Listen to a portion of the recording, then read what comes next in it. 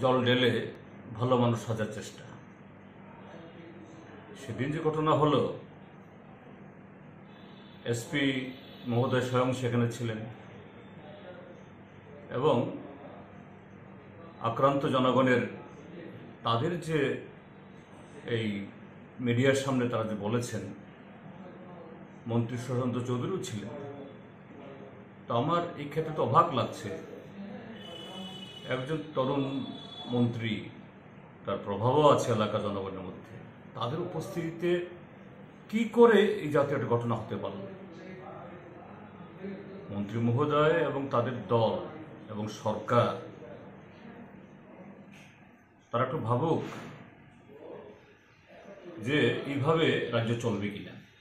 কাজে জনগণের প্রতি তার দায় চাপালে তো হবে না। এই আগুন ইচ্ছে করলে সেদিন থামাতে পারত। পর্যাপ্ত সংখ্যক পুলিশ ছিল সেই 25 তারিখ রাতে। আমি তো বার কয়েক সেদিন কথা বলেছি প্রশাসনের উচ্চ আধিকারিক তাদের সাথে। এসপি নিজেই বলেছেন, স্যার আমি এখানে আছি, এই ঘটনা শুরু হওয়ার আগে নিশ্চিন্ত থাকুন, আমার সাথে পর্যাপ্ত বাহিনী আছে। কেন থামাতে পারলেন না? তো এখন হাত জোর করা তো এটা তো নিজেদেরই যে ব্যর্থতা, দুর্বলতা স্বীকার করলো। এবং আমি মন্ত্রী সুশান্ত চৌধুরীকে বলবো, অল্প বয়স, তার ক্যারিয়ার, বহু লম্বা ক্যারিয়ার আছে, এইভাবে যে ঘটনাগুলি হতে দিল, চোখের সামনে ঘটতে দিল, এতে থাপ্পড়টা কার গালে পড়ল? তিনি একটু ভাবুন, রাজ্যের জন্য ভাবুন, জনগণের জন্য ভাবুন এবং নিজের জন্য ভাবুন। তাহলে কোন অংশের মানুষের কষ্ট হবে না, দুঃখ হবে না, চোখের জল ফেলতে হবে না। কাজেই এটা আমার বিনীত অনুরোধ রাজ্য প্রশাসনের কাছে এবং রাজ্য শাসক দলের কাছে। এটা না হলে পরে এই ত্রিপুরা জলে পড়ে ছারখার হবে এবং যারা এই সমস্ত কাণ্ডে প্রত্যক্ষ বা পরোক্ষভাবে বা এরকম যে চোখের সামনে হতে দিয়ে এই জাতীয় ঘটনা হতে দিচ্ছে, তাদেরকে কিন্তু জনগণ রেহাই দেবে না। আমরা পাশের প্রতিবেশী রাষ্ট্রে দেখছে বাংলাদেশ কি হচ্ছে এখন, যদিও বাংলাদেশের এখন যে ঘটনাগুলি হচ্ছে এটা সমর্থনযোগ্য না, কিন্তু এটা কেন হলো?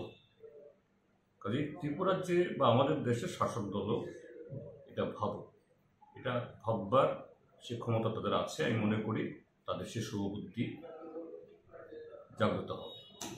সেটাই তো বলছি আমি। এই জায়গাতেই মাননীয় মন্ত্রী মহোদয় এবং প্রশাসনিক যারা আধিকারিক তাদের কাছে অগ্নি পরীক্ষা।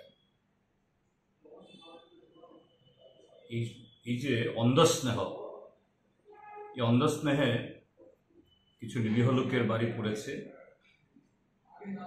এবং শাসক দলের নেতাদের মুখ পুড়ছে, আরও পুড়বে এবং আগামী দিন গোটা ব্যবস্থাতেই সেখানে ছাই পরিণত হবে। কাজেই এই শিথিলতার মানে হয় না। প্রশাসন কঠোর হোক এবং নিরপেক্ষভাবে যারা দোষী, কালপ্রিট, তাদের বিরুদ্ধে ব্যবস্থা নিক। আমরা এই যে বন্যা পরিস্থিতিতে সরকারকে আমরা বলছি আমরা দুহাত বাড়িয়ে সাহায্য করব এবং এই ক্ষেত্রেতেও সমাজ বিরোধী, সাম্প্রদায়িক সম্প্রীতি যা নষ্ট করে তাদের বিরুদ্ধেও আমরা শাসক দলের পক্ষে থেকে দুষ্টের দমনে এবং শিষ্টের রক্ষায় সেখানে আমরা কোনো দল বা দলীয় স্বার্থের ঊর্ধ্বে উঠে আমরা পাশে দাঁড়াব। এটাই আমি বলতে পারি আমার পার্টির তরফ থেকে।